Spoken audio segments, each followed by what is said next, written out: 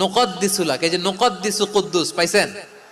তারা বলেছিল আল্লাহ মানুষ কেন বানাবেন, মারামারি করবে, আমরাই তো ভালো, আমরাই আপনার মহিমা বর্ণনা করি, আমরাই আপনার পবিত্রতা বর্ণনা করি। নুকদ্দিসুলাক তার মানে আল কুদ্দুস।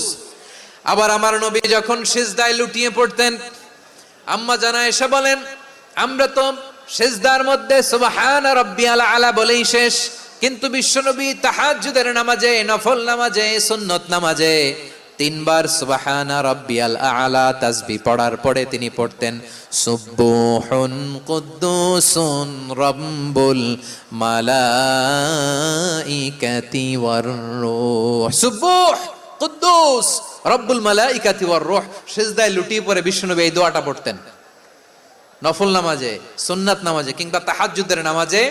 সুবহান রাব্বিয়াল আলার পরে কি পড়তেন? সুবহুন। আওয়াজ করে বলেন সুবহুন কুদ্দুসুন রব্বুল